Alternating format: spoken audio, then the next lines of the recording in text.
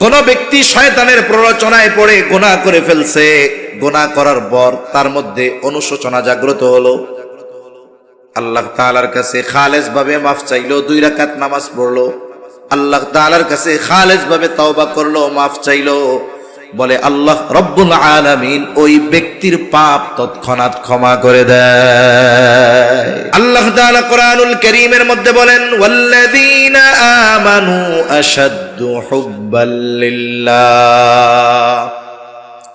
আল্লাহ তাআলা বলেন, ঈমানদার আল্লাহর জন্য তাদের ভালোবাসা হলো সুদৃঢ় ভালোবাসা। তাহলে তাকওয়া শব্দের এক অর্থ ভয় করা। এই ভয় কাকে করতে হবে? জবান খুলে বলেন। এই ভয়ের সাথে থাকবে ভালোবাসা। 2 নাম্বার, তাকওয়া শব্দের আরেকটা অর্থ হলো বিরত থাকা, বেঁচে থাকা। কিসের থেকে বিরত থাকতে হবে? কিসের থেকে বেঁচে থাকতে হবে? বলে আল্লাহ তাআলা যা আদেশ করেছেন তা করা, যা নিষেধ করেছেন তা থেকে বিরত থাকার নাম তাকওয়া। যদি এই 2টা শব্দের সমন্বয় ঘটানো হয়, যে তাকওয়া কাকে বলে? বলে আল্লাহ তাআলাকে ভালোবেসে ভয় করে, আল্লাহর নিষেধ আদেশ সমূহ যে পালন করে, নিষেধ সমূহ থেকে যে বেঁচে থাকে, বলে তাকেই বলা হয়, এটাই হলো তাকওয়া। আর যেই মুমিন আল্লাহকে ভালোবেসে আল্লাহর আদেশ নিষেধ সমূহ মেনে চলে, ওই মুমিন হয়ে যায় মুত্তাকি মুমিন। তাহলে এই জায়গায় তাকওয়া দ্বারা আল্লাহ তাআলার উদ্দেশ্য কি? যে হে ঈমানদারেরা, আমি আল্লাহকে ভালোবেসে ভয় করে আমার আদেশ নিষেধ সমূহ তোমরা মেনে চলো। যদি মাইনা চলো তাহলে কি হবে? তোমরা মুসলমান হয়ে যাবা। আর যদি মুসলমান না হও তাহলে তো অবস্থা খারাপ। এজন্যই আল্লাহ তাআলা বলেন, ওয়ালা তামুতুন্না ইল্লা ওয়া আনতুম মুসলিমুন। তোমরা প্রকৃত আত্মসমর্পণকারী না হয়ে মৃত্যুবরণ করিও না। তাহলে আত্মসমর্পণ কোথায় হবে? বলে আল্লাহ তাআলার আদেশ নিষেধের সামনে, আল্লাহর বিধানাবলীর সামনে, আল্লাহর আইনের সামনে। এর সামনে যখন আমরা আত্মসমর্পণকারী হয়ে যাব, তার মানে আল্লাহর বিধিবিধান যখন আমরা মেনে চলব, আল্লাহর বিধিবিধান যখন সমাজে প্রতিষ্ঠার প্রচেষ্টা করব, এর আগ পর্যন্ত আমাদের প্রকৃত মুসলিম হওয়া সম্ভব নয়। তাহলে তাকওয়ার আদেশ আল্লাহ তাআলা কোরআনুল কারীমের মধ্যে দিয়েছেন। নবীজি সাল্লাল্লাহু আলাইহি ওয়াসাল্লাম তাকওয়া অর্জনের ব্যাপারে গুরুত্ব দিয়েছেন। কোরআনুল কারীমের যত বৈশিষ্ট্য আছে, এর মধ্যে অন্যতম একটি বৈশিষ্ট্য হলো, কোরআনের মধ্যে শুধু আল্লাহ তাআলার আদেশ নিষেধ আছে এমনটা নয়, বরং আল্লাহ তাআলার ওই আদেশ ঈমানদার তার গোলাম কেমনে বাস্তবায়ন করবে সেই পদ্ধতিও সাথে সাথে আল্লাহ তাআলা জানায় দেয়। একটা হলো আদেশ করা, শেষ যে এটা করো, এরপরে আর কোনো কিছু নাই। আরেকটা হলো আদেশ করার সাথে সাথে এই নির্দেশনাও দিয়ে দেওয়া যে এই আদেশটা তুমি এইভাবে এইভাবে এইভাবে বাস্তবায়ন করো। যেমন যে জীবনে ঢাকা যায় নাই, আপনার এই এলাকা থেকে জীবনে কোনোদিন নদী পাড়ি দিয়ে ওই পারে যায় না, কত বহুদূর। আপনি যদি ওই লোককে সকালবেলায় বলেন তোমার আগামীকাল ঢাকা যাইতে হবে, সে তো ঢাকা চিনে না। বলেন তো এই আদেশ তার জন্য সহজ হবে না কঠিন হবে? নিঃসন্দেহে কঠিন হয়ে যাবে। কিন্তু আপনি যদি তারে সুন্দর মতো বাস স্ট্যান্ডে গিয়া বাসে উঠায়া দিয়া বলেন যে তুমি বাস থেকে নামবা না, এই বাস একবারে সর্বশেষ যেখানে যাবে, সবাই নাইমা গেলেও তুমি নামবা না, অমুকে তোমারে বাসের থেকে নামায়া নিয়ে যাবে, এরপরে তুমি নামবা। প্রথমে তার কাছে যতটা কঠিন লাগতেছিল, আপনি যখন তারে যাওয়ার পদ্ধতি বলে দিলেন, প্রথমে যত কঠিন লাগতেছিল এখন একটু সহজ লাগবে। আর ঢাকা গিয়া পৌঁছাইয়া ও আপনারে উল্টা ফোন দিয়া বলবে, আরে কাকা, ঢাকা আসা যে এত সহজ, এ তো আগে জানতাম না। তার মানে আদেশ যখন করেছে তখন এটা কঠিন লাগছে, কিন্তু এই আদেশ বাস্তবায়নের পদ্ধতি যখন বলে দিয়েছে তখন এইটা আর আগের মতো কঠিন থাকে নাই, বরং সহজ হয়ে গেছে। ঠিক কিনা বলেন? এজন্য আল্লাহ তাআলা বান্দাকে শুধু আদেশ করেন এমনটা নয়, বান্দাকে শুধু নিষেধ করেন এমনটা নয়, বরং এই আদেশ নিষেধ বাস্তবায়নের পদ্ধতিও আল্লাহ তাআলা বলে দেয়।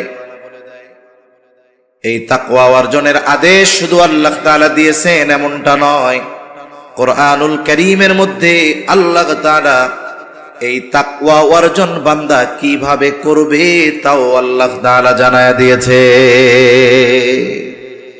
অনেকগুলা পদ্ধতি আল্লাহ তাআলা বর্ণনা করেছেন, আমরা একটা দুইটা পদ্ধতি নিয়ে কথা বলি। আল্লাহ রাব্বুল আলামিন বলেন, ইয়া আইয়ুহাল্লাযীনা আমানুত্তাকুল্লাহ, আল্লাহ তাআলা বলেন, হে ঈমানদারেরা তোমরা মুত্তাকি হয়ে যাও। আমরা যদি জিজ্ঞাসা করি আল্লাহ কেমন করে মুত্তাকি হব, আল্লাহ তাআলা বলেন, ওয়াল তানজুর নাফসুম মা কদ্দামাত লিগাদ, আল্লাহ তাআলা বলেন তুমি তোমার আগামীর দিকে নজর দাও যে তুমি আগামীর জন্য কি প্রেরণ করেছো। এখানে আগামী দ্বারা উদ্দেশ্য ভবিষ্যৎ। আল্লাহ তাআলা বলতেছে, হে ঈমানদার মুত্তাকি হও। আমরা জিজ্ঞাসা করলাম কেমনে হব, আল্লাহ বলে, ঈমানদার তুমি ভবিষ্যতের দিকে নজর দাও, তুমি কি প্রেরণ করেছো। এখানে ভবিষ্যৎ দ্বারা অনির্দিষ্ট ভবিষ্যৎ নয়, দুনিয়ার হায়াতের ভবিষ্যৎ নয়, বরং আল্লাহ তাআলা সুনির্দিষ্ট ভবিষ্যতের কথা বলতেছেন, নিশ্চিত ভবিষ্যতের কথা বলতেছেন। দুনিয়ার যে হায়াত এটার ভবিষ্যৎ হলো অনিশ্চিত। আজ থেকে 5 বছর পরে আমি আপনি দুনিয়ায় থাকবো কিনা কোনো নিশ্চয়তা নাই। 5 বছর বহুদূর, 5 ঘন্টা পর দুনিয়ায় থাকবো কিনা এর কোনো নিশ্চয়তা নাই। তবে আমাকে আপনাকে মরতে হবে, বলেন তো এটার নিশ্চয়তা আছে না নাই? কথা বলেন না, আছে নেই? এজন্য মৃত্যু হলো সুনিশ্চিত ভবিষ্যৎ, আখিরাত সুনিশ্চিত ভবিষ্যৎ। আল্লাহ তাআলা মূলত বলেন, বান্দা তুমি তোমার সুনিশ্চিত ভবিষ্যতের দিকে নজর দাও, যে ওই সুনিশ্চিত ভবিষ্যতে তুমি ভালো থাকার জন্য কি প্রেরণ করেছো, পরকালে ভালো থাকার জন্য কি প্রেরণ করেছো, আখিরাতের পাথেয় হিসাবে তুমি কি প্রেরণ করেছো, ওই দিকে তুমি নজর দাও। এজন্য আমাদের উচিত পরকালের হিসাব করা। আপনাদের যত বড় বড় বাজার আছে সব বাজারের মধ্যে দেখবেন বড় বড় ব্যবসায়ী আছে। একজন ব্যবসায়ী হঠাৎ করে বড় ব্যবসায়ী হয়ে যায় না। অনেক ব্যবসায়ী এমন আছে 100 টাকা পুঁজি নিয়ে ব্যবসা শুরু করছে, বলে তার প্রচেষ্টা মেহনত এগুলোর কারণে একটা সময় সে প্রসিদ্ধ বড় ব্যবসায়ী হয়ে গেছে। প্রসিদ্ধ ব্যবসায়ী যারা, এরা সফল ব্যবসায়ী হওয়ার পেছনে যেই বিষয়গুলো কাজ করে এর মধ্যে অন্যতম একটি বিষয় হলো বড় বড় ব্যবসায়ীরা প্রত্যেক দিনের হিসাব প্রত্যেক দিন করে, এরপরে তারা বাড়িতে যায়। বাজার যদি 10টায় বন্ধ হয়ে যায়, 9টার সময় সে দোকান বন্ধ করে দেয়। 9টা থেকে 1 ঘন্টা সে তার সারা দিনের সব বেচা কেনার হিসাব করে নেয়। ব্যবসায়ীরা হিসাব করে মূলত কয়েকটা জিনিসের। একটা হলো আজকে তার বেচা কেনা কত হয়েছে, আজকে তার কয় টাকার মাল কেনা হয়েছে, আজকে তার কত টাকা বাকি গিয়েছে। এই সবগুলোর সমন্বয়ে সে হিসাব বের করে যে আজকে তার লাভ কত আছে। মনে করেন একজন 1 লক্ষ টাকা বিক্রয় করলে তার 20,000 টাকা লাভ হয়। 1 লাখ বিক্রয় করলে 20,000 যদি তার লাভ হয়, কিন্তু ওই দিন যদি তার বাকি যায় 30,000, বলেন তো ওই দিনের বিক্রয়ের লাভ তার পকেটে আছে না পাবলিকের পকেটে? এইভাবে যদি ব্যবসা 1 বছর চলে তাহলে লাল বাতি জ্বলে যাবে। সে যখন হিসাবের পরে বুঝতে পারে যে এইভাবে তো ব্যবসা চালানো যাবে না, আমার বেচা কেনা 50,000 হোক, অর্ধেক হোক, তবে এটা হবে নগদ, লাভ 10,000 হোক, ওইটা আমার কাছে থাকবে। এইবার এই হিসাবের মাধ্যমে সে পরের দিন ব্যবসা কিভাবে পরিচালনা করবে এর একটা রূপরেখা তৈরি করতে পারে। সে এবার তার দোকানের কর্মচারীদেরকে কঠোর ভাষায় বলে, শোনো, আগামীকাল থেকে আমার বাবাও যদি বাকি চায় খবরদার 1 টাকাও বাকি দিবা না, বাকি বিক্রয় বন্ধ। বলে বিক্রয় নগদ হবে, যা হয় নগদ হবে, কোনো বাকি দেওয়ার সুযোগ নাই। এইবার দেখেন আগামী দিন যে ব্যবসা বাকি দেওয়া যাবে না, এই সিদ্ধান্তে উপনীত হতে পেরেছে কেন? বলে এই সিদ্ধান্তে উপনীত হতে পেরেছে এই কারণে যে গত রাত্রে সে হিসাব করার পরে সে বাসায় গিয়েছে, আর এই হিসাব করার কারণে সে এই সিদ্ধান্তে উপনীত হতে পেরেছে। অনুরূপভাবে আমরাও যদি আমাদের জীবনের হিসাব নিকাশ করি, ব্যবসার টাকা পয়সার হিসাব না, আমার জীবনের কর্মের হিসাব করি, আমলের হিসাব করি, যে আজ আমার দ্বারা কয়টা ভালো কাজ হইল, আমার দ্বারা কয়টা মন্দ কাজ হলো, তাহলে প্রত্যেকটা মানুষ হিসাব করে বের করতে পারবে ভালো কাজ কয়টা, মন্দ কাজ কয়টা। একটা সময় যদি হিসাব ঠিকমতো করা হয়, দেখা যাবে হিসাব করবে, দেখবে ভালো কাজ বেশি, মন্দ কাজ কম। একটা সময় হয়তো এমন হবে যে রাতের বেলা যখন সে হিসাব করবে ঘুমানোর আগে, তার মন্দ কাজ তো নাই, যা করছে সারাদিনে সব ভালো কাজ করছে। এজন্য আল্লাহ তাআলার হুকুম আহকাম মানা, মুত্তাকি হওয়া, এর মূল বৈশিষ্ট্য কি? বলে গুনাহ ছাড়া। এখন যেই ব্যক্তি নিজের আমলের হিসাব করে, ওই ব্যক্তি একটা সময় মুত্তাকি হতে পারে, গুনাহ মুক্ত জীবন গঠন করতে পারে। এখন আসেন, তাকওয়া যদি অর্জন করি তাহলে কি দুনিয়ার লাভ না আখিরাতের লাভ? বলে দুনিয়ারও লাভ, আখিরাতেরও লাভ। দুনিয়ার লাভ কি? আল্লাহ রাব্বুল আলামিন কোরআনুল কারীমের মধ্যে বলেন, ওয়া মান ইয়াত্তাকিল্লাহা ইয়াজআল লাহু মাখরাজা ওয়া ইয়ারযুকহু মিন হাইথু লা ইয়াহতাসিব। কোন ব্যক্তি যদি আল্লাহকে ভালোবেসে, আল্লাহ তাআলাকে ভয় করে, আল্লাহ তাআলার বিধিবিধান আদেশ নিষেধ মেনে চলে, ওই ব্যক্তি হয়তো মনে করে এর কারণে আমার আখিরাতের লাভ অর্জন হবে, এমনটা নয়। বরং আল্লাহ তাআলা কোরআনুল কারীমের মধ্যে জানায় দেন, আল্লাহ তাআলা ওই ব্যক্তির রিজিকের ব্যবস্থা এমন জায়গা থেকে করবে সে কল্পনাও করতে পারবে না। সাথে সাথে ওই মুত্তাকি বান্দা যদি কোনো মুসিবতে পড়ে, যদি কোনো বিপদে পড়ে, আল্লাহ সুবহানাহু ওয়া তাআলা ওই বিপদ থেকে বের হওয়ার রাস্তা তার জন্য করে দেয়। শুধু তাই না, আমরা সবাই যদি ইমানদার মুত্তাকি হয়ে যাই, তাহলে আমাদের লাভ কি? আল্লাহ তাআলা কোরআনুল কারীমের মধ্যে বলেন, ওয়ালাউ আন্না আহলাল কুরা আমানু ওয়াত্তাকাউ লাফাতাহনা আলাইহিম বারাকাতিম মিনাস সামাই ওয়াল আরদ। আল্লাহ তাআলা বলেন, লাউ আন্না আহলাল কুরা আমানু ওয়াত্তাকাউ, আল্লাহ তাআলা বলেন যদি এই জনপদের অধিবাসীরা ঈমান আনে, মুত্তাকি হয়ে যায়। আল্লাহ তাআলা কি বলছেন? যদি ঈমান আনে আর মুত্তাকি হয়ে যায় তাহলে কি হবে? আল্লাহ তাআলা বলেন, লাফাতাহনা আলাইহিম বারাকাতিম মিনাস সামাই ওয়াল আরদ।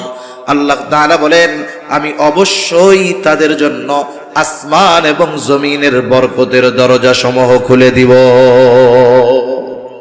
তাহলে আমরা যদি প্রকৃত ঈমানদার হই, আমরা যদি মুত্তাকি হই, তাহলে আল্লাহ তাআলা আসমান জমিনের বরকতের দরজা খুলে দিবে। এগুলো কেমনে হবে? বলে আসমান হতে যথা সময়ে যথাযথ পরিমাণ বৃষ্টি আল্লাহ দিবে। বৃষ্টির মাধ্যমে আল্লাহ তাআলা বান্দার জন্য রিজিক পাঠান। বৃষ্টির মধ্যে বান্দার জন্য আল্লাহর রিজিক থাকে। আল্লাহ তাআলা জমিনকে উর্বর বানায় দিবে। জমিন উৎপাদন শক্তি বৃদ্ধি পাবে জমিনের। একটা সময় মুরব্বীরা এখনো অনেকে আছেন এরকম, ধান লাগায় আসতো, সার ওষুধ দেওয়া লাগতো না, যথাসময় বৃষ্টি হইতো, যখন প্রয়োজন যতটুকু প্রয়োজন সব ঠিকঠাক মতো হইতো। কিন্তু এখন বৃষ্টি যখন দরকার তখন নাই, যখন দরকার নাই তখন বৃষ্টির অভাব নাই। আবার কত সার ওষুধ দিতে দিতে দেখা যায় 1 মণ ধান হইছে, এই ধান ফলাইতে যা খরচ হইছে 1 মণ ধানের চাইতে সেটার পরিমাণ বেশি, যা খাটছে এটা পাও। হয় কি হয় না বলেন? কেন? বলে আসমান জমিনের বরকতের দরজা উঠে গেছে। যদি বৃষ্টি যথাসময় হইতো 3 ভাগের 1 ভাগ মেশিনওয়ালারা দিয়ে দেওয়া লাগতো। বৃষ্টি যদি যথাসময় হইতো জমিনের উর্বরতা ঠিক থাকতো, এত পরিমাণ সার ওষুধ এগুলো দেওয়া লাগতো না। তাহলে এই যে বরকত শূন্য হয়ে গেছে কেন? বলে আমরা তাকওয়া থেকে দূরে সরে গিয়েছি। এই জন্য আমরা গোটা পৃথিবীতে নির্যাতিত, আমরা মাজলুম। এর কারণগুলোর মধ্যে এটাও একটা কারণ যে আমরা আল্লাহ তাআলার বিধিবিধান মানি তো নাই, মানার প্রচেষ্টাও করি না, নিজেরাই যেখানে মানি না সেখানে দুনিয়াব্যাপী দিন প্রতিষ্ঠার মেহনত আমরা কোথা থেকে করব? এটা আমাদের জন্য বড় দুর্ভাগ্যের বিষয়। এজন্য আমাদের তাকওয়া অর্জন করা দরকার। ঈমানকে মজবুত করে প্রকৃত মুত্তাকি হয়ে আমরা যদি ঐক্যবদ্ধ হয়ে যাই, আমাদের ভ্রাতৃত্ব বন্ধন মজবুত হবে। আমাদের দ্বারা একটা সময় দেখা যাবে আমাদের দ্বারা শুরু হবে, আমরা না পারি আমাদের আগামী প্রজন্মের দ্বারা এই দুনিয়ার মধ্যে কোরআন সুন্নাহর আইন প্রতিষ্ঠা হবে। ঠিক কিনা বলেন? এখন আমরা যদি নিজেদের থেকে পরিবর্তন না হই, আমি যদি মিথ্যা বলি তাহলে আমার সন্তানেরা কি করবে? আমি যদি অন্যের মেরে খাই আমার সন্তানেরা কি করবে? আগামী প্রজন্ম কি করবে? এজন্য সম্মানিত উপস্থিতি, এই পরিবর্তনের ধারা আমাদের ব্যক্তি পর্যায় থেকে শুরু করতে হবে। পরিবার পরিবর্তন হবে, সমাজ পরিবর্তন হবে, ইনশাআল্লাহ এক সময় রাষ্ট্র পরিবর্তন হবে। অনেকে চিন্তা করতে পারে, বলেন কি এখনো যদি নিজে পরিবর্তন হই তাইলে জাতি পরিবর্তন হবে কেমনে? আমি পরিবর্তন হয়ে মেহনত করি, দোয়া করি, দেখবেন ইনশাআল্লাহ আমরা যেটা অসম্ভব মনে করি সেটা কার জন্য অতি সহজ। জোরে বলেন। কত কিছুই তো আমরা অসম্ভব মনে করতাম, আল্লাহ সুবহানাহু ওয়া তাআলা সেটা সম্ভবে পরিণত করে দিয়েছেন। এজন্য আমরা যদি তাকওয়া অর্জন করি, দুনিয়া আখিরাত উভয় জাহানের লাভ আছে না নাই? ইমানদার জান্নাতে যাবে, ইমানের কারণে যারা পরিমাণ ঈমান যার আছে সে জান্নাতে যাবে। তবে সব জান্নাতীদের ফ্যাসিলিটি এক হবে না। যারা মুত্তাকি হবে তাদের জন্য ফ্যাসিলিটি ভিন্ন। আল্লাহ তাআলা কোরআনুল কারীমের মধ্যে বলেন, ইন্নাল মুত্তাকিনা ফি জান্নাতিন ওয়া নাহার ফি মাকআদি সিদকিন ইনদা মালিকিন মুকতাদির। আল্লাহ তাআলা বলেন, জান্নাতীদের জন্য জান্নাতের পাদদেশে থাকবে প্রবাহমান নহর। এটা তো সবার জন্যই থাকবে। তাদের স্পেশালিটি কি? বলে তারা আল্লাহ রাব্বুল আলামিনের নিকটে বসার জন্য তাদের স্থান থাকবে। আল্লাহর নৈকট্য অর্জন করতে পারবে একমাত্র মুত্তাকিরা। এজন্য আমরা তাকওয়া অর্জন করব। এক কথায় আল্লাহ তাআলার আদেশ মানব, নিষেধগুলো থেকে বিরত থাকবো। বলেন ইনশাআল্লাহ। তাহলে নবীজি সাল্লাল্লাহু আলাইহি ওয়াসাল্লামের তিনটি উপদেশের একটি হলো, হে আবু যর, তুমি যেখানেই থাকো না কেন আল্লাহ তাআলাকে ভয় করো। 2 নম্বর নির্দেশ, ওয়া আতবি'is সাইয়্যাতাল হাসানাতা তামহুহা। তোমার দ্বারা যদি কখনো মন্দ কাজ হয়ে যায়, অন্যায় কাজ হয়ে যায়, তুমি অন্যায়ের উপরে স্থির থেকো না, বরং ভালো কাজ করো, কারণ ভালো কাজ মন্দ কাজকে মিটায় দেয়। আল্লাহ তাআলা কোরআনুল কারীমের মধ্যে বলেন, ইন্নাল হাসানাতি ইউযহিবানাস সাইয়্যাত। ভালো কাজ মন্দ কাজকে মিটিয়ে দেয়। তবে শর্ত হলো মন্দ কাজটা যেমন, ওইটা মোছার জন্য ভালো কাজটাও তেমন হতে হবে। একজনের মন্দ কাজ হলো কবিরা গুনাহ, সে যদি তাওবা না কইরা বৈশা থাকে তাহলে তো কাজ হবে না। তার যদি গুনাহটা হয় কবিরা গুনাহ, খালেস ভাবে তাওবা করতে হবে। তার গুনাহটা হলো বান্দার হক নষ্ট করার গুনাহ। সমাজের মানুষ আছে না, একজন আরেকজনের হক নষ্ট করে, আরেকজনেরটা মেরে খায়, আরেকজনরে বিনা কারণে কষ্ট দেয়, আরেকজনের জমিনের আইল কুপায়া নিজের মধ্যে নিয়ে আসে। এরকম আল্লাহর ওলি আছে না নাই? কত আছে এরকম। তারপরে পাশাপাশি বাড়ি দখল দিতে দিতে আরেকজনের বাড়ি খাইয়াই ফেলতে যায়। এরকম মানুষের অভাব নাই, হক নষ্ট করে। বলে এই ব্যক্তি বান্দার হক নষ্ট করে যদি আস্তাগফিরুল্লাহ পড়ে, এর গুনাহ কি আল্লাহ মাফ করবে নাকি? এর গুনাহ মাফ করার জন্য আগে ওই বান্দার হক আদায় করতে হবে। এজন্য মন্দ কাজটা যেমন, এর বিপরীতে ভালো কাজটা তেমন হবে। রাসূলুল্লাহ সাল্লাল্লাহু আলাইহি ওয়াসাল্লাম হাদিসের মধ্যে জানায় দেন, কোন ব্যক্তি শয়তানের প্ররোচনায় পড়ে গুনাহ করে ফেলছে, গুনাহ করার পর তার মধ্যে অনুশোচনা জাগ্রত হলো, আল্লাহ তাআলার কাছে খালেস ভাবে মাফ চাইলো, 2 রাকাত নামাজ পড়লো, আল্লাহ তাআলার কাছে খালেস ভাবে তওবা করলো, মাফ চাইলো, বলে আল্লাহ রব্বুল আলামিন ওই ব্যক্তির পাপ তৎক্ষণাৎ ক্ষমা করে দেয়। এজন্য মন্দ কাজ আমাদের দ্বারা হতেই পারে। শয়তান সর্বদা খারাপ কাজ করানোর জন্য তার মিশন জারি রাখে আমাদের উপরে, হতেই পারে, তবে ওই মন্দ কাজের উপরে স্থির থাকা যাবে না। মন্দ কাজ যদি আল্লাহর হক সম্পৃক্ত হয়, আল্লাহর কাছে মাফ চাইতে হবে। বান্দার হক যদি সম্পৃক্ত হয়, বান্দার কাছ থেকে মাফ চেয়ে নিতে হবে। কারণ আল্লাহ রাসূল সাল্লাল্লাহু আলাইহি ওয়াসাল্লাম বান্দার হকের ব্যাপারে খুব জটিল কথা বলছেন। সাহাবায়ে কেরামকে নবীজি সাল্লাল্লাহু আলাইহি ওয়াসাল্লাম জিজ্ঞাসা করতেছেন, তোমরা কি জানো কিয়ামতের দিন সবচাইতে নিঃস্ব কে হবে, কে হবে মুফলিস? সাহাবায়ে কেরাম বলল, আল্লাহ এবং তার রাসূল ভালো জানে। নবীজি সাল্লাল্লাহু আলাইহি ওয়াসাল্লাম বললেন, কিয়ামতের দিন ওই ব্যক্তি সবচাইতে নিঃস্ব হবে যার নামাজের অভাব নাই, রোজার অভাব নাই, হজের অভাব নাই, দান সাদকার অভাব নাই। তবে একটা জিনিসে সমস্যা, সে মানুষের হক নষ্ট করত। বলে ওই ব্যক্তি হবে কিয়ামতের দিন মুফলিস, সবচাইতে বড় নিঃস্ব। কারণ দুনিয়ায় সে যাদের হক নষ্ট করেছিল, কিয়ামতের দিন দুনিয়ায় করা ওই আমলগুলো দিয়ে ওই ব্যক্তিদের হক আদায় করা লাগবে। দেখা গেল একজনের 500 টাকা মেরে গেছিল, দুনিয়ায় দেয় নাই। কিয়ামতের দিন ওই ব্যক্তি কইল, আল্লাহ আমি ওর কাছে 500 টাকা পাই।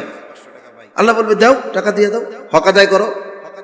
ওইখানে কি টাকা পয়সা আছে নাকি? ওইখানে তো টাকা নাই, ওইখানের কারেন্সি নেকি। যার নেকি আছে ধনী, যার নেকি নাই সে গরিব। ওইখানের লেনদেন হবে সওয়াব আর গুনাহ দিয়ে।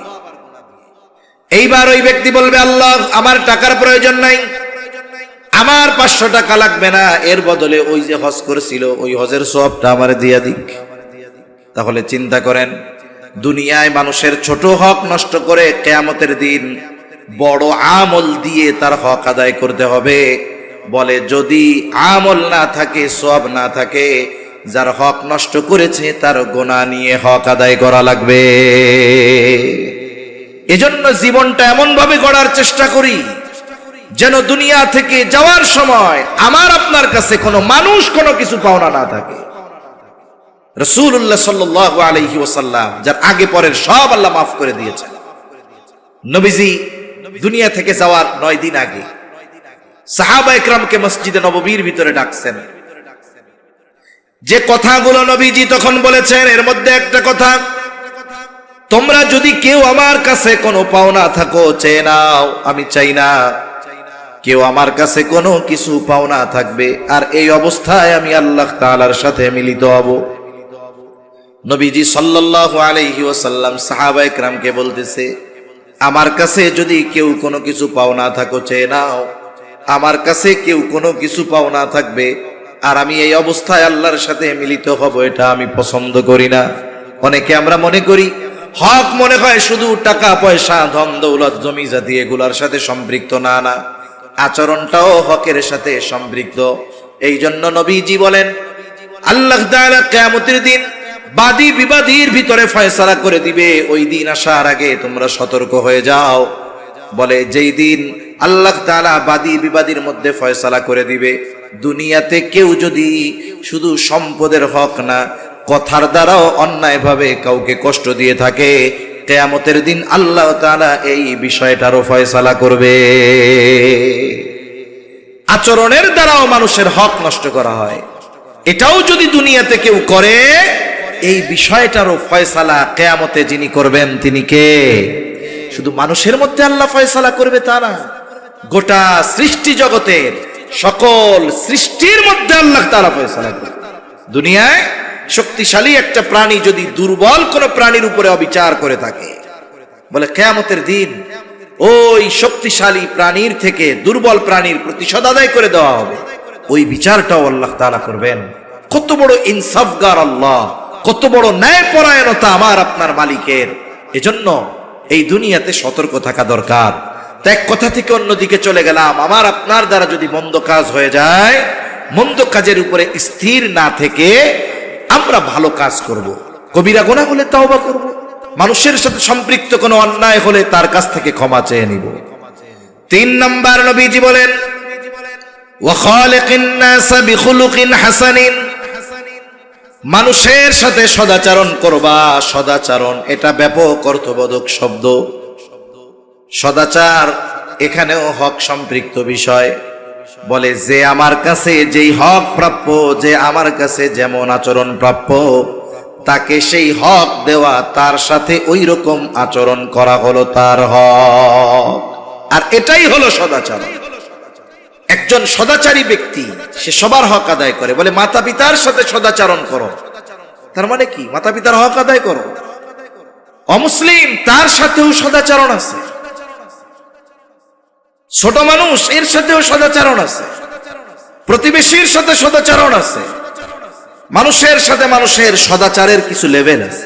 যেমন আমি মানুষ হিসাবে সব মানুষেরই আমার উপরে কিছু হক আছে, আমারও কিছু হক তাদের উপরে আছে। মানুষ মুসলিম হোক আর অমুসলিম হোক, প্রত্যেকটা মানুষ আমার আপনার কাছে ভালো ব্যবহার পাবে, এটা মানুষ হিসাবে মানুষের হক। অনেক সময় আমরা চিন্তা করি যে একই সমাজের মধ্যে মুসলিম আছে, অমুসলিম আছে। হ্যাঁ, ইমানদার মুসলিম, মুসলিম হিসাবে আলাদা কিছু হক সে আমার কাছে পাও না, এটা তো অবশ্যই। কিন্তু একজন অমুসলিমও যদি সমাজে বসবাসকারী হয়, আমার প্রতিবেশী হয়, একজন অমুসলিমও আমার কাছ থেকে সদাচরণ, এটা তার হক।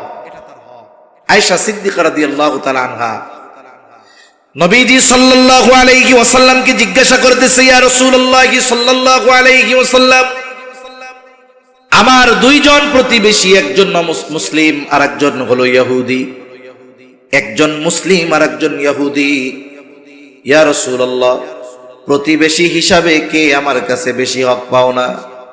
নবীজি সাল্লাল্লাহু আলাইহি ওয়াসাল্লাম এই হকের কথা বলতে গিয়ে ধর্মের দিক দিয়ে বিভাজন করেন নাই, এ কথা বলেন নাই যে ইমানদার যে সে তোমার কাছে বেশি হক পাও না।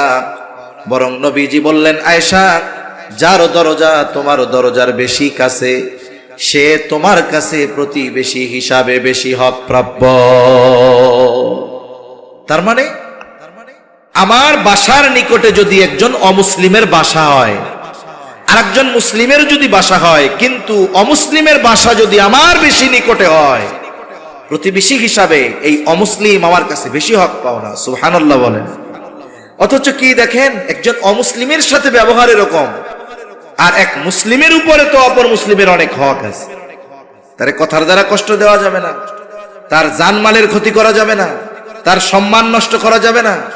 মুসলমান ইমানদার একে পরস্পরের প্রতি হিংসা, বিদ্বেষ এগুলো লালন করবে না। কিন্তু আমাদের একে অপরের প্রতি হৃদ্রতা, মোহাব্বত, ভালোবাসা তো নাই, বরং আমাদের একে অপরের প্রতি হিংসা, বিদ্বেষ। এ ওর ভালোটা দেখতে পারে না, ও ওর কল্যাণ দেখতে পারে না, হিংসার সমুদ্রে হাবুডুবু খায়। এ হাসাদ, হিংসা, অহংকার আসমান জমিনে সংগঠিত হওয়া প্রথম অন্যায়, প্রথম পাপ। শয়তান অহংকার করেন, আদম আলাইহিস সালামকে হিংসা করে, অহংকার করে সে শয়তান হয়ে গেছে, সব আমল তার বরবাদ হয়ে গেছে। এজন্য আল্লাহ রাসূল সাল্লাল্লাহু আলাইহি ওয়াসাল্লাম হাসাদ মুক্ত অন্তর অর্জনের নির্দেশ দিয়েছেন, কিবির তথা অহংকার মুক্ত হৃদয় অর্জনের নির্দেশ দিয়েছেন। যেই হৃদয়ের মধ্যে হিংসা আছে, অহংকার আছে, এটা পরিশুদ্ধ হৃদয় হতে পারে না। আল্লাহ তাআলার কাছে আমাদের পরিশুদ্ধ কল্প নিয়ে হাজির হতে হবে। কিন্তু যেই হৃদয়ের মধ্যে হিংসা ভরা, অহংকার ভরা, অন্যের প্রতি বিদ্বেষ ভরপুর, এই হৃদয় পরিশুদ্ধ হৃদয় হতে পারে না। এজন্য ইউনিটির ক্ষেত্রে, ঐক্যের ক্ষেত্রে প্রথম তো আমাদের মুসলিম অপর মুসলিম, যে আমরা ভাই ভাই, আল মুসলিম ও আখুল মুসলিম, এই যে আমাদের পারস্পরিক যে ভাইয়ের সম্পর্ক আল্লাহর রাসূল নির্ধারণ করে দিলেন। আল্লাহ তাআলা কোরআনুল কারীমের মধ্যে বললেন, ইন্নামাল মুমিনুনা ইখওয়া ফাসলিহু বাইনা আখাওয়াইকুম। মুমিন পরস্পর ভাই ভাই, ফাসলিহু বাইনা আখাওয়াইকুম। দুই ভাইয়ের মধ্যে যদি দ্বন্দ্ব লাগে, তৃতীয় জনের কাম হইল দ্বন্দ্ব দূর করা। কিন্তু কি করে, আগুন ধরছে, পানি না দিয়ে ওর মধ্যে ঘি ঢালে। আছে না নাই আল্লাহর বান্দারা এরকম? এই যে বিভাজন, এই যে অন্তরের দিক দিয়ে দূরে সরে যাওয়া, ফিজিক্যালি দূরে সরে যাওয়া, এক সময় কি হবে? বলে আমাদেরকে তারা যত বিভাজন করতে পারবে, আমাদের এই ভ্রাতৃত্ব বন্ধন, যেই ভ্রাতৃত্ব বন্ধনের নির্দেশ দিয়েছেন কে? আল্লাহ তাআলা। এই যে একত্রে অটুট থাকার নির্দেশ আল্লাহ তাআলা দিলেন, আমরা এখান থেকে যত দূরে সরতেছি, 250 কোটি হওয়ার পরেও ওই যে দেখেন মাত্র 1 কোটির কাছে মায়ের খেয়ে আমরা সাইজ হয়ে যাচ্ছি। ঠিক কিনা কন? নবীজিও ভ্রাতৃত্বের কথা বলছেন। আল মুসলিমু আখুল মুসলিম, মুসলমান মুসলমানের ভাই। আল্লাহ বললেন ইন্নামাল মুমিনুনা ইখওয়া, মুমিনরা পরস্পর ভাই ভাই।